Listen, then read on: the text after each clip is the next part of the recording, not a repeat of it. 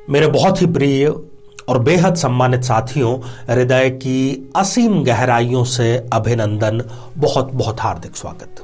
साथियों, चर्चा चल रही है एक ऐसे विषय पर जिसको कि हम सीधे सिरे से खारिज करने का कार्य करते हैं। लव मैरिज कर रहे हैं तो फिर कुंडली क्यों मिलान करना है हमें?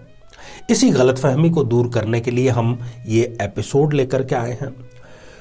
जो पूर्ण वैदिक मिलान है, वैसे भी सबसे बड़ी गलतफहमी तो हमारी सोसाइटी में यही है कि वो गुण मिलान को ही कुंडली मिलान मान लेते हैं, और लव मैरिज के मामले में तो फिर वो किसी ज्योतिषी के पास जाना भी व्यर्थ समझते हैं। चाहे फिर बाद में उनको किसी भी तरह की परेशानी यदि आ जाती है तो कोर्ट कचहरी और ज्योतिषी, केवल ये दो ठिकाने ही उनके बच जाते हैं जाने के लिए। तो ऐसी स्थिति आपके पैदा ना हो।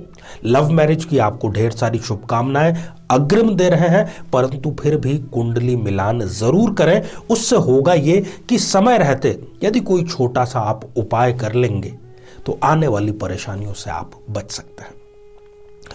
साथियों, आज हम सिंह लग्न की चर्चा करेंगे। यदि आप सिंह लग्न के हैं तो अपनी कुंडली जरूर हाथ में लेकर के बैठिएगा।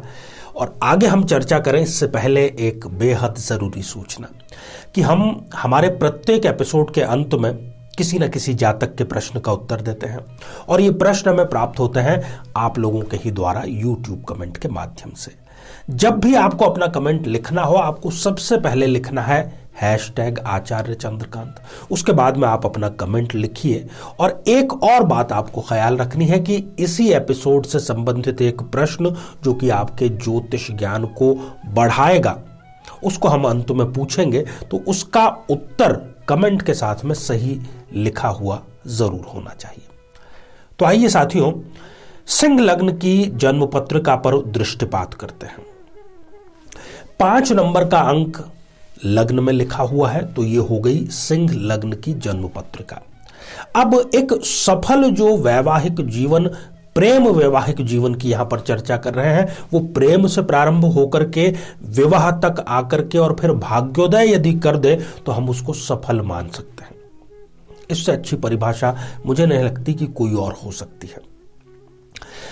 माता पिताओं को भी ये जिज्ञासा होती है कि क्या उनकी जो संतान है वो भविष्य में जाकर के इस प्रकार का कोई कृत्य कर सकती है। तो उसकी जन्म पत्रिका देख करके आप पहले ही, जैसे कि पूत के पांव पालने में देख सकते हैं, वैसे ही ज्योतिष के माध्यम से हम उस जन्म कुंडली को देख सकते हैं आसान तरीके से। तो कब कब सिंह लग्न में इस बात की प्रबलतम संभावना है कि वो जातक या जातिका अपनी मर्जी से प्रेम विवाह करेगा? सबसे पहले आप सप्तम भाव पर दृष्टिपात करिए।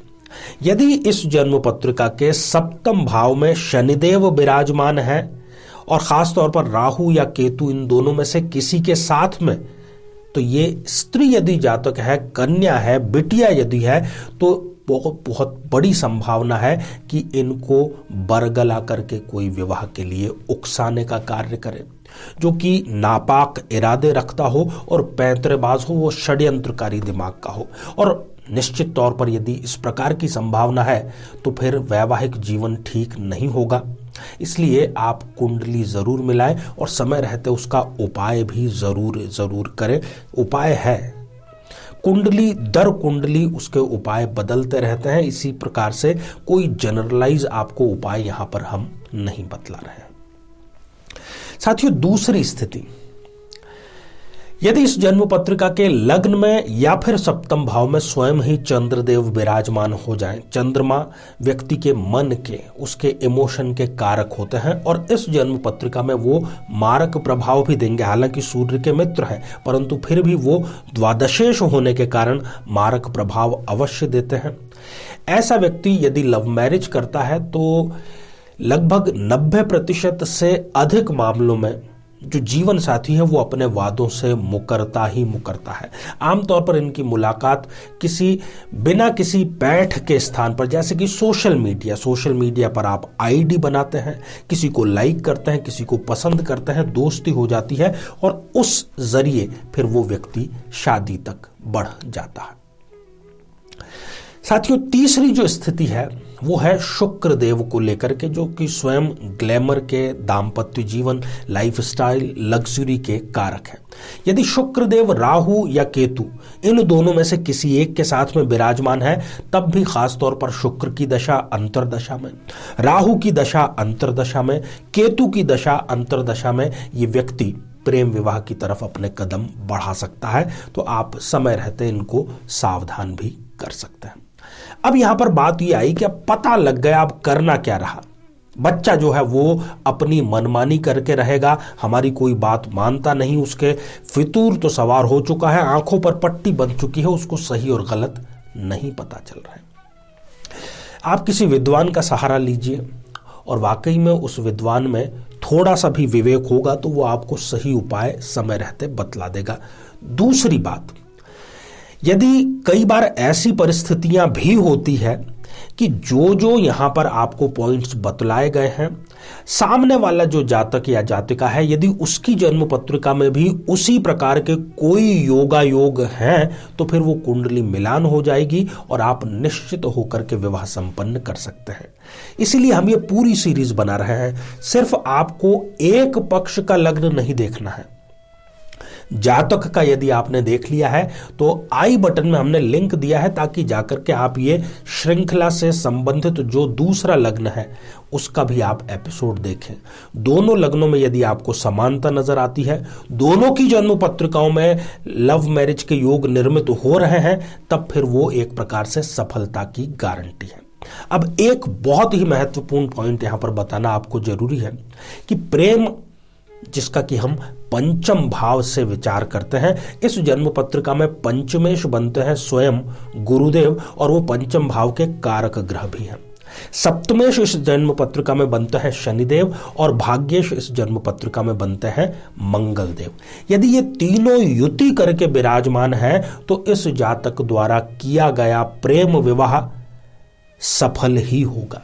परंतु यदि ये युति छठे, 8वें या 12वें भाव में है तो फिर चिंता का विषय है। उस प्रेम विवाह को तलाक में तब्दील होने में ज्यादा समय नहीं लग पाएगा। डिसीजन सोच समझ कर लीजिए। तो साथियों, श्रृंखला हमारी आगे से आगे ये जारी रहेगी। अब हम बढ़ते हैं आज के हमारे कमेंट के चरण की ओर। साथियों, आज हमने कमेंट शामिल किया है पूनम गौड़ जी का, जो कि उन्होंने लिखा है इंदौर मध्य प्रदेश से। आपने जानना चाहा है कि आपका विवाह संपन्न कब होगा। देखिए, फरवरी 2022 के बाद में ही या फरवरी में ही कोई एक अवसर आपको मिल सकता है, कोई एक प्रस्ताव आ सकता है विवाह के लिए। परंतु देखिए, आपके गुरु और राहु की दोनों की युति चंडाल योग बन रहा है।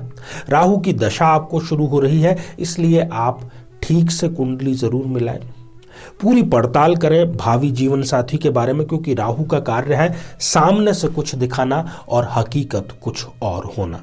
इससे बचाव के लिए आप राहु स्तोत्र का पाठ भी नियमित रूप से अवश्य करें। ढेर सारी आपको शुभकामनाएं। तो आइए साथियों, अब आज का बेहद ही आसान सा प्रश्न। आज हमने चर्चा की सिंह लग्न की, चर्चा की लव मैरिज में कुंडली मिलान की। तो सिंह लग्न में सप्तमेश कौन सा ग्रह होता है? साथियों, आप सभी स्वस्थ, समृद्ध और शांतिपूर्वक जीवन व्यतीत करें। नमस्कार।